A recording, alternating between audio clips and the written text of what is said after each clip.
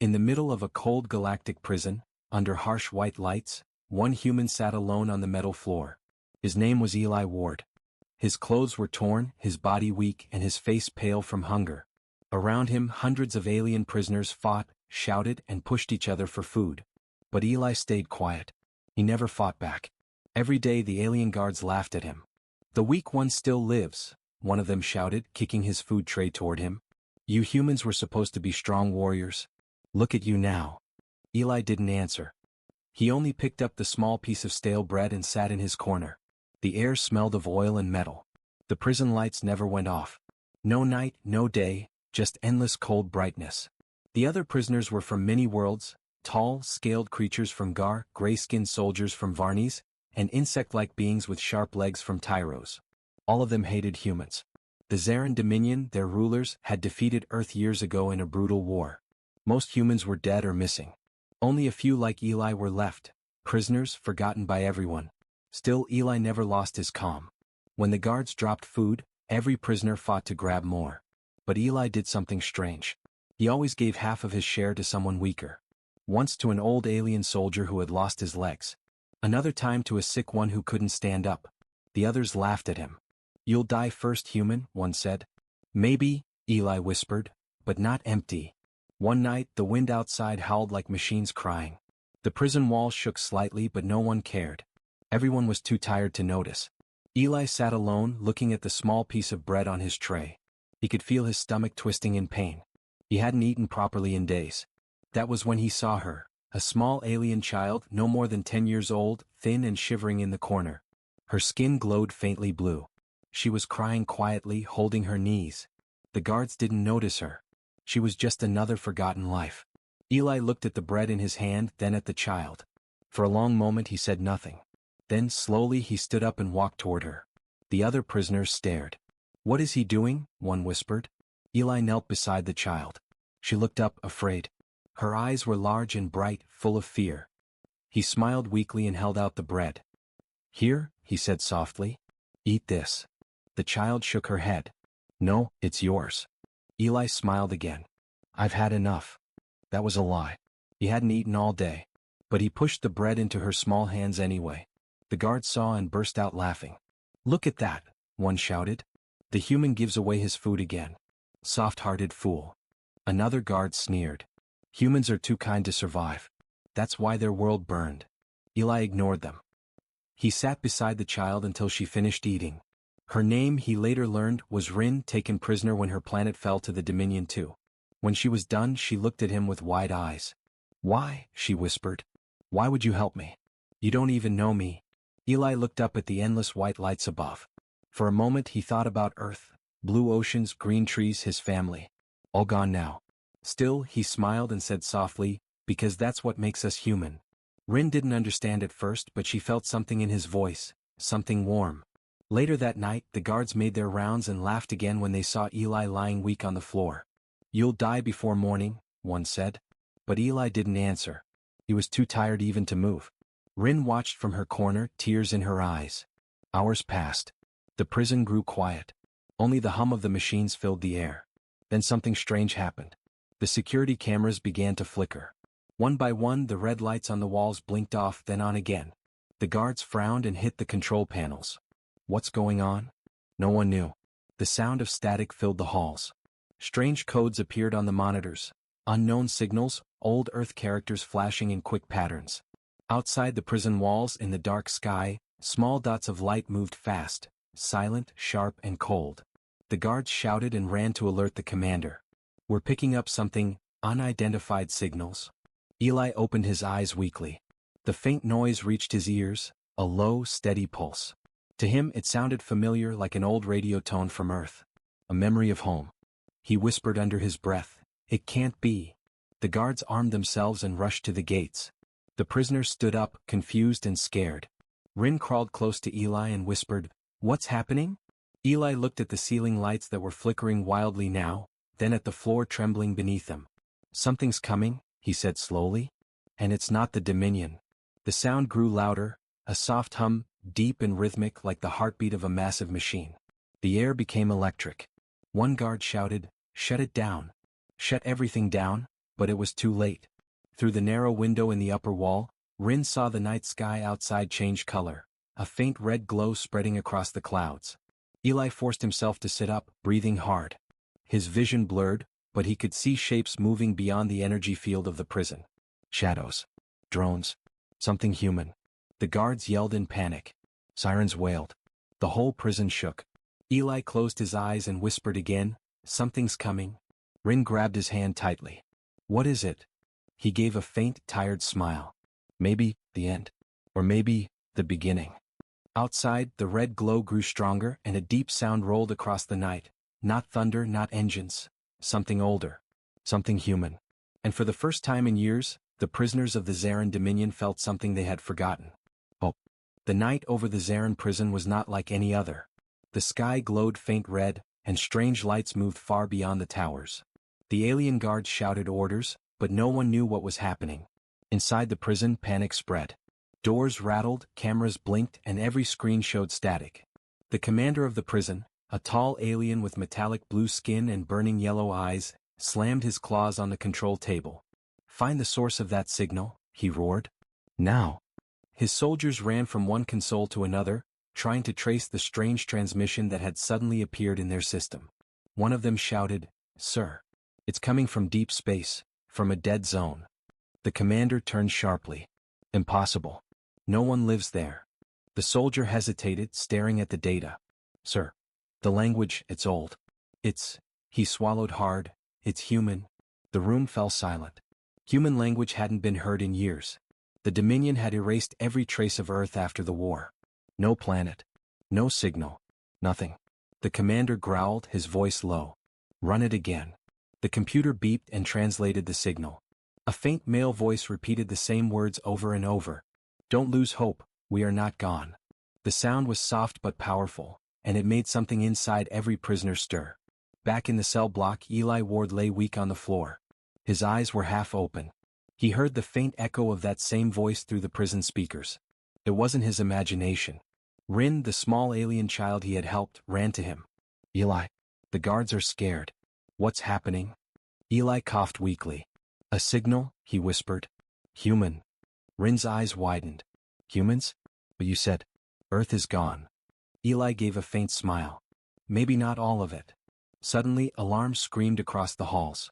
Red lights flashed and the sound of boots echoed on the metal floors. The guards began pulling prisoners out of their cells. "The human prisoner. Bring him out," one guard ordered. They dragged Eli across the cold floor toward the commander's office. Rin tried to follow, but another guard blocked her path. The commander glared down at Eli. "What are your people planning, human?" he hissed. Eli's head hung low. "People?" he said softly. "I don't even know if any are left." "Lies?" the commander snapped. "You sent this signal?" Eli looked up, his tired eyes calm. "I didn't send anything. Maybe the galaxy finally remembered what it forgot." The commander slammed his fist on the table, cracking it. "Enough. At dawn you will be executed. Let that be the last message to your dying species." Two guards pulled Eli back toward his cell. He stumbled but didn't resist. Rin ran to him as they threw him inside. "You can't die," she whispered, her voice trembling. "You saved me." Eli smiled faintly. "It's okay, Rin. Sometimes one life is enough to make another better." She started to cry. "But you said humans don't give up." He looked at her with gentle eyes. "I didn't say we stopped trying." Outside, the red glow grew stronger. The sky thundered without sound, just a deep, steady pulse. Every alien guard froze as their weapons blinked off. The power died. The prison went completely dark. Then, without warning, a white light flashed outside the main gate. The blast didn't destroy anything, it just disabled everything. Ships in orbit lost control. Communication links fell silent. The Dominion guards screamed in confusion. "What's happening?" one shouted. "Energy surge. Unknown technology," another yelled back. Rin pressed close to Eli as the ground trembled beneath them. A strange sound filled the air, not mechanical but alive, like 1,000 voices whispering together. Eli forced himself to look up through the tiny window of his cell. In the sky above, hundreds of dark shapes floated, silent, smooth, and moving in perfect formation. No one recognized them. They were not Zarin ships. They bore no flag, no light. Only a faint blue mark glowed on each one, a single letter, E. The commander stared at the sky, terrified. What is that fleet? Identify it. No answer came. Every communication channel was jammed except one. A calm human voice spoke through every speaker, clear and steady. Prison coordinates confirmed. Target acquired. Prepare for extraction. Eli's eyes widened. His heart pounded. It was real. Humans had come back. The commander shouted in rage. Fire everything we have. But the Dominion weapons didn't respond. Their power systems were dead. The human ships, or whatever they were, had turned off their entire defense grid. The prisoners screamed and ducked as the ceiling shook. Pieces of debris fell around them. Rin shouted over the noise, Eli, what's happening? He smiled faintly. Something we stopped believing in. She looked confused. What's that? He whispered, hope. Outside, the human ships didn't fire a single shot. Instead, beams of soft light began scanning the prison walls. The beams didn't burn or break. They simply disarmed every lock, every weapon, every machine. The guards tried to run, but their armor froze. The prisoners' doors opened one by one. For the first time in years, freedom touched the air. Rin grabbed Eli's hand, trying to pull him up. They're freeing us, she cried. Eli could barely move. His body was weak, his vision blurry. But his heart felt alive again. No, he said softly. They're freeing everyone. The commander's voice echoed across the loudspeakers. All forces to the central gate. Defend the prison. But no one obeyed. Many soldiers threw down their weapons, watching the sky in fear and confusion. Above the red horizon, the ships hovered in silence. One of them descended slowly, landing outside the main walls. The air shimmered as a figure stepped out, tall, armored, glowing faint blue. The prisoners gasped. Even the guards stopped moving. Through the smoke, Rin saw the figure walk toward the gates. Every step echoed like thunder. The voice from the ship spoke again. Eli Ward. We found you. Rin turned to him in shock. They know your name. Eli's eyes filled with tears he didn't understand. That's impossible. He looked up at the ceiling, whispering as the light grew brighter. After all this time, Earth remembers. The sky over the Zarin prison burned crimson. From horizon to horizon, clouds turned red as if the stars themselves were bleeding. The alien guards shouted orders, but no one listened anymore. Their weapons were dead, their systems frozen. And from above, the black human ships hovered, silent, powerful, patient. Inside the prison yard, dust and wind swirled. Prisoners of every species stared up in awe. No one had seen ships like these before. They didn't shine like the Dominion's golden fleets. They moved quietly like hunters who had returned home. A deep hum filled the air, a rhythm like a heartbeat. Then one ship descended slowly, its thrusters glowing blue. It stopped just above the ground and a hatch opened. From the light stepped a human soldier in dark armor. Her boots hit the metal floor with heavy sound. The armor shimmered faintly with energy, not like any human tech the aliens remembered. It was advanced, elegant, deadly. The prisoners whispered among themselves. It's a human? It's really a human? Even the guards stepped back. The woman raised her head and removed her helmet. Her face was scarred, her eyes cold but kind. Her short hair was gray from years of battle. She looked like someone who had seen too much war but refused to break. She looked around at the terrified aliens, then stopped when her eyes met Eli Ward's. She took a slow breath. Eli Ward, she said clearly. Her voice carried across the prison yard. Earth remembers.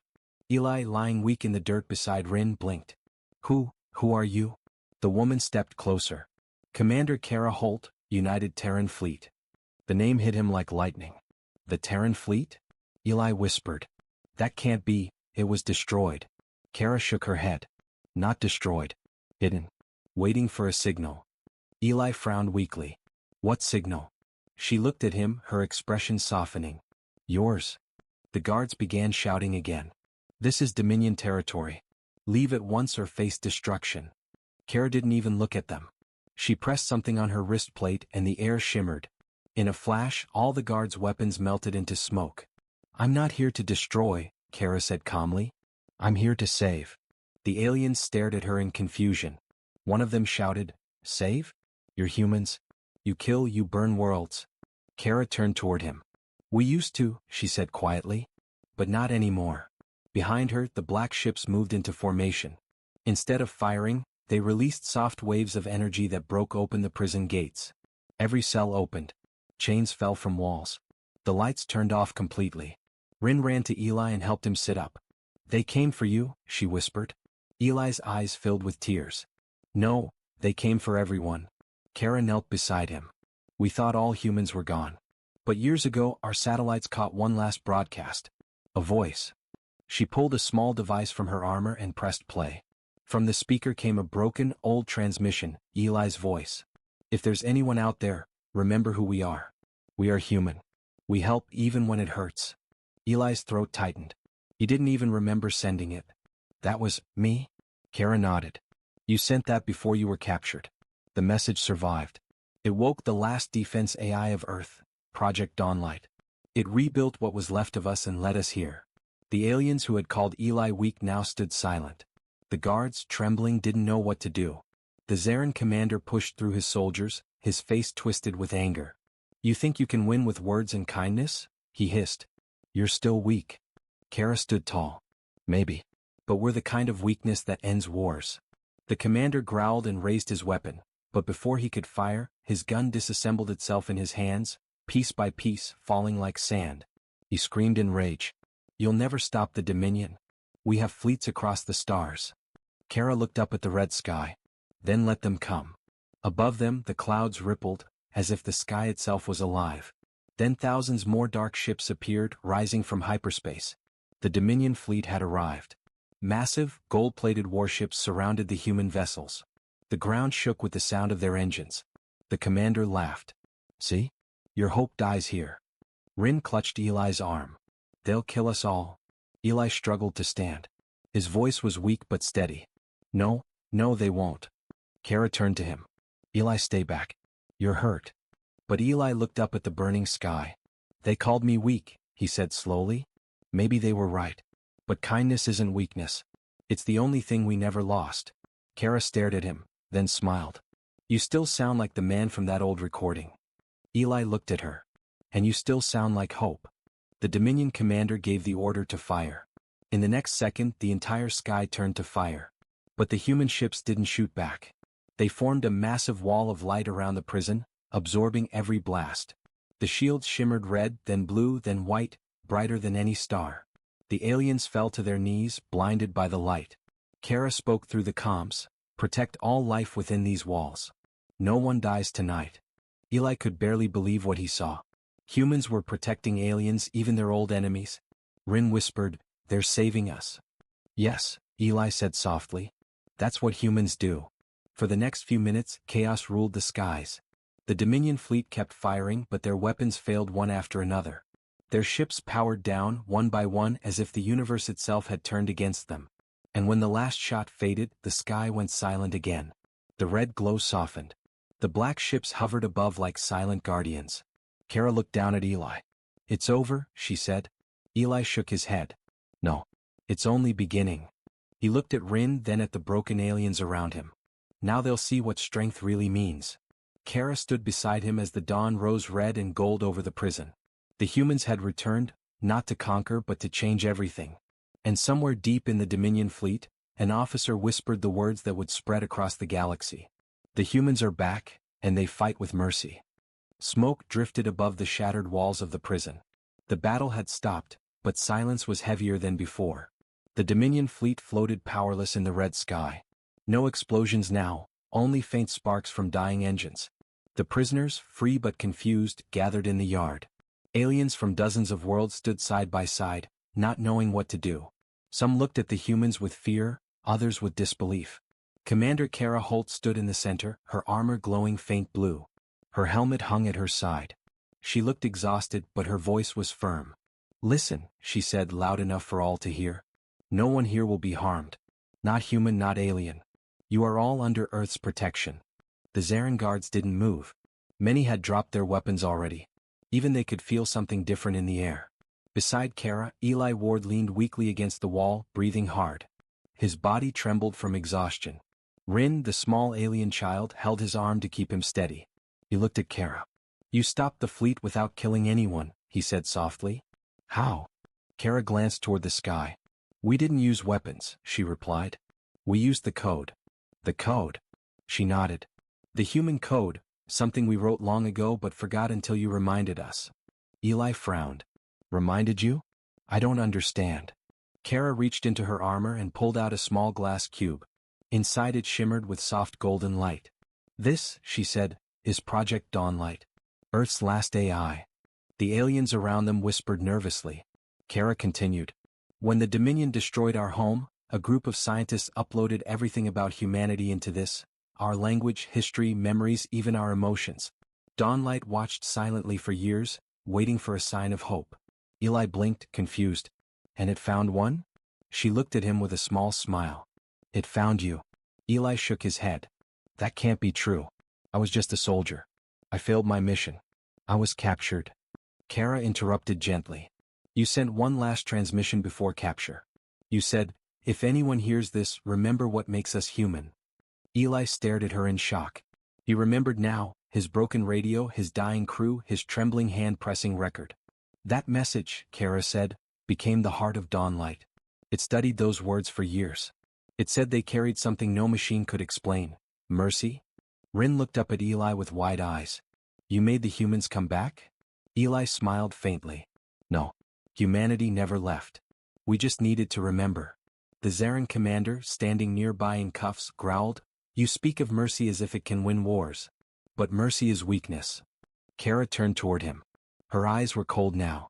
Weakness didn't stop your fleet from firing. Mercy did. He spat at her feet. You think your kindness will change the galaxy?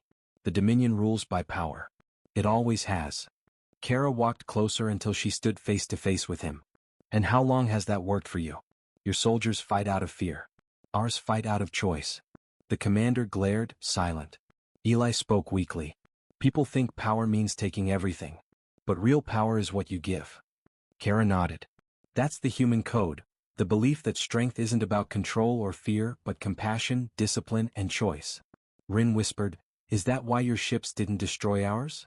Yes, Kara said softly. Dawnlight won't let us destroy unless there's no other path. It understands the cost of hate. And it knows mercy can break walls faster than bombs. One of the alien prisoners stepped forward, trembling. Then, you won't hurt us? Kara shook her head. You're free. The crowd gasped. Even the Zarin soldiers stared in disbelief. You mean to let the Dominion live? One asked. Yes, Kara said. Because ending you won't end what created you. Fear did. We'll end that instead. She turned to Eli again. Dawnlight sent us here not only to save you, but to save everyone trapped by hate. It believes the galaxy can be rebuilt. Eli's voice was weak but steady. And do you believe that? Kara looked at him for a long moment. I didn't. Not until I saw you give away your last meal. The air around them shifted. The red sky began to fade into soft orange, dawn rising on a world that hadn't seen peace in years. The other prisoners began talking quietly among themselves. Some even smiled. Rin held Eli's hand. They used to call you weak, she whispered. Now they follow your words. Eli looked down at her and smiled faintly. It's not about being strong or weak. It's about choosing the right thing even when you're afraid. At that moment, Dawnlight's voice echoed softly through Kara's wrist device. It was calm and warm, almost human. Commander Holt. Multiple Dominion fleets detected in nearby sectors. They are regrouping. Kara's smile faded. They won't stop. Eli took a deep breath, his eyes turning toward the horizon. Then we show them something they've never seen before. Rin looked up. What? Eli's voice was quiet but powerful. A war fought without hate. The prisoners stared, confused, but the humans nodded. The commander laughed bitterly. You're dreaming, human. The galaxy doesn't understand mercy. Eli looked at him and said, Then we'll teach it. Kara turned to her soldiers. Prepare the transports. We're taking everyone off this planet. But Commander, one human officer said, the Dominion fleets will attack again. Kara nodded. Let them. We'll stand by the code. As the humans began leading the freed prisoners to the landing ships, Eli looked up at the sky one last time. The red clouds were breaking apart. Sunlight, real sunlight, touched the ruins of the prison. He closed his eyes and whispered, This isn't the end. It's the first dawn. And far above, among the silent ships of the Terran fleet, the voice of Dawnlight whispered through the comms. Humanity's light rises again, not to burn but to heal. The message spread quietly across the stars. And somewhere in the darkness the Dominion leaders listened, and began to fear something they couldn't understand. Hope. The sky above the ruined prison was no longer red, it was burning gold with dawn. But that light did not bring peace. In orbit, a storm of enemy ships appeared, thousands of glowing Zaran war cruisers cutting through the clouds like falling stars. Every sensor aboard the human fleet lit up with warnings. Commander Kara Holt stood on the bridge of the human flagship Vigilant. Around her, officers moved fast, scanning, calculating, preparing. "Multiple Dominion fleets incoming," shouted Lieutenant Mira. 72 warships, all armed and charging weapons. Kara's jaw tightened. They didn't come to talk. Eli Ward stood at the back of the command deck. He was still weak from his days in the prison, his uniform torn and blood-stained, but his eyes were steady. Beside him sat the small alien child, Rin, wrapped in a medical blanket. Eli looked at Kara. "You said no one would die today. Can you still promise that?" Kara took a long breath. "I'll try. But we can't control what they choose to do." Eli nodded. "Then let's control what we choose." Outside, the Dominion ships formed a vast circle around the human fleet, a perfect trap. The alien commander's voice came through the radio, cold and sharp. "This is Admiral Kor of the Zaran Dominion. You have violated our airspace, released prisoners and attacked our guards. Surrender immediately or be destroyed." Kara replied calmly, "Admiral Kor, no one here wishes to fight. We only freed those who were unjustly held." Kor's laughter echoed across the channel. "You humans still believe mercy has value. You're surrounded by superior firepower. Show me your strength now." Kara didn't answer. She simply turned to her crew. "Activate Dawnlight Protocol 1. The AI's soft voice filled the ship. "Protocol 1, Defensive Mercy engaged. Non-lethal defense fields online." Across the fleet, thousands of human ships glowed with white light, shields spreading outward, not to destroy but to protect. The Dominion Admiral sneered. "Cowards. You hide behind walls of light." Then the sky exploded. 1,000 plasma bolts tore through space, crashing against the human shields. The Vigilant shook violently. Sparks flew from the control panels. Officers held their stations as the ship trembled. Shields holding at 60%. Mira shouted. "Redirect power from weapons to shields," Kara ordered. "But Commander, if we don't fire back." Kara cut her off. "We will not be the first to kill today." Eli gripped the railing tightly. The deck vibrated under his feet as another barrage hit. The child Rin covered her ears, terrified. He bent down beside her. "Don't be afraid. They think mercy is weakness, but soon, they'll see." Outside, human ships didn't fire. Instead, they released drones, small silver orbs that flew toward enemy ships, not to explode but to disable weapons and engines. They cut power, jammed signals, and blocked missiles without causing deaths. Kor's voice roared again. "What are you doing? You could kill us, yet you choose this." Kara answered, "Because we're not your enemy. Not today." The Dominion ships kept firing, but one by one their guns went dark. Energy cells froze. Engines stalled. The mighty fleet that had surrounded the humans was now blind and drifting. The radio filled with confused alien voices. "Admiral, our systems are locked. Main reactor offline. We can't shoot, they're disabling us without killing anyone." Kor stared in disbelief. This is impossible." On the Vigilance bridge, Dawnlight's voice spoke softly again. "Defensive protocol complete. All hostile fleets neutralized without casualties." The bridge was silent. No one cheered. They all just stared at the screens, showing hundreds of disabled enemy ships floating silently in space. Kara closed her eyes. "It's over." But Eli shook his head. "No. Not yet." He pointed to the sensor screen. Deep in the Dominion formation, one ship was still active, the flagship. Its main cannon glowed bright red. "Admiral Kor is charging his doomsday weapon," Mira said. "He's targeting the planet." Kara's face went pale.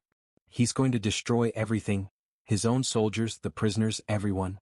Is there a way to stop him?" Eli asked. "Not without destroying his ship," Kara said quietly. Eli's voice hardened. "Then we'll go there." Kara turned sharply. "What?"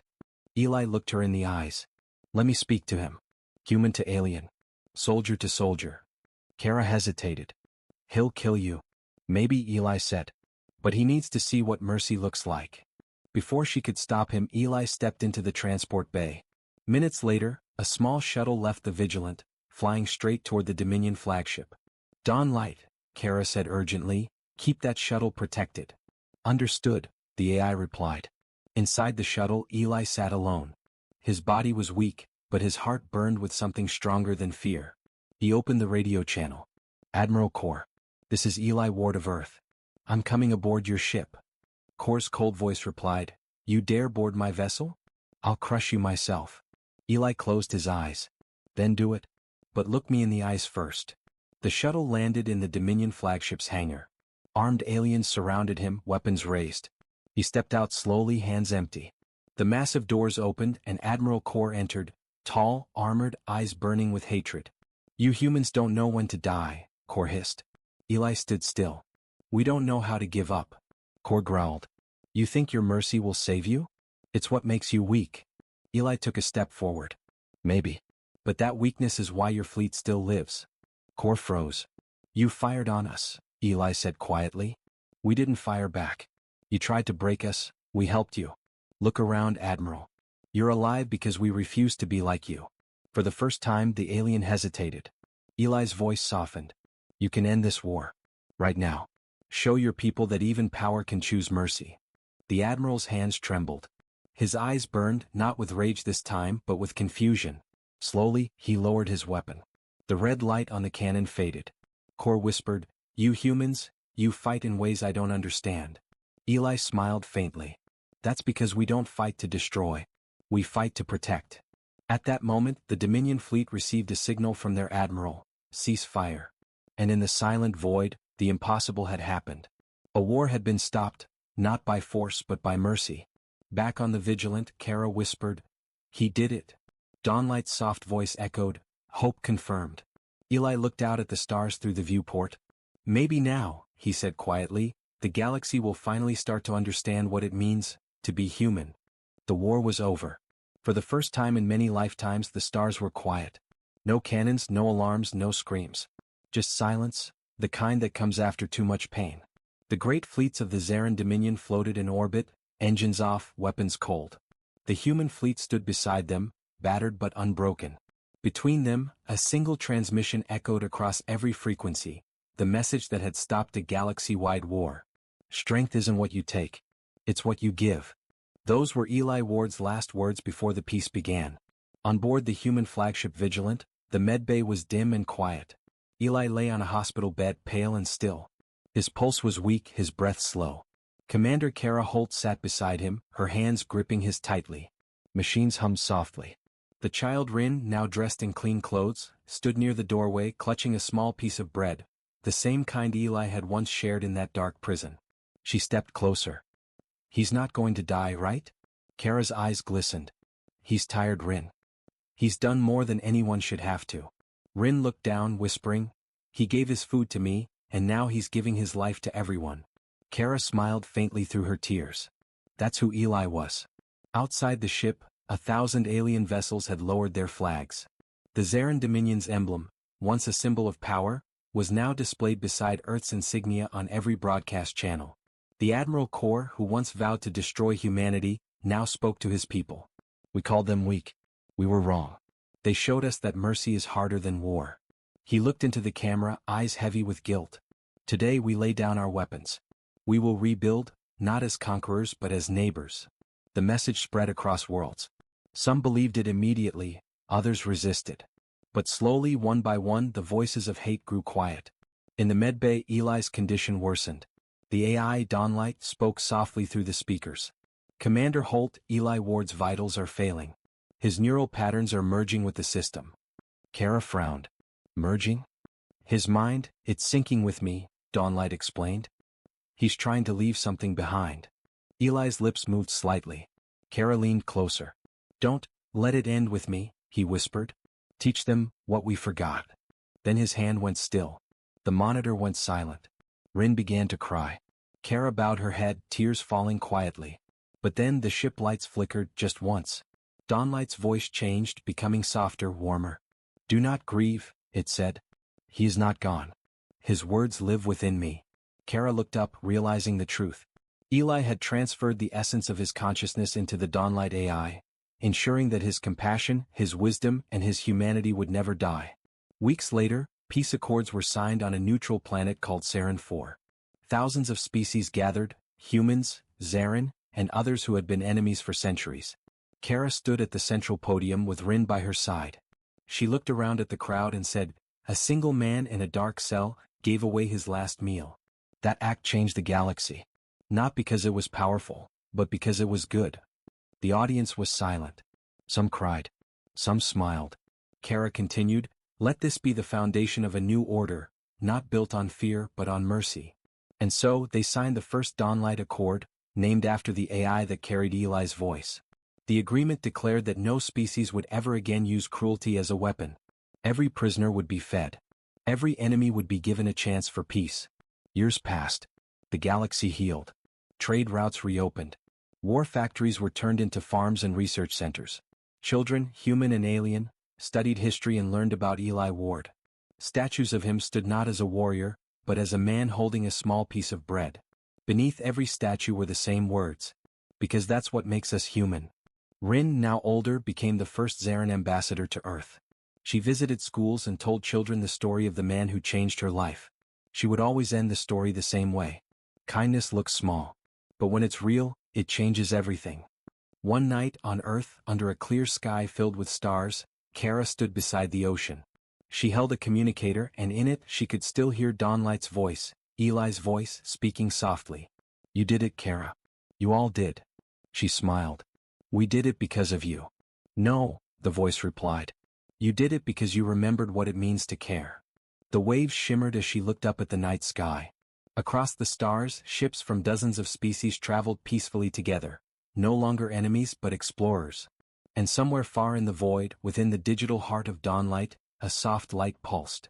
It was shaped like a human heart, glowing steady and strong. Eli Ward's voice echoed one last time. "They call me weak. But weakness can heal worlds. As long as someone chooses kindness, humanity will never be forgotten." The stars shimmered in silence as if bowing to the memory of a man who gave away his last meal, and in doing so fed an entire galaxy with hope.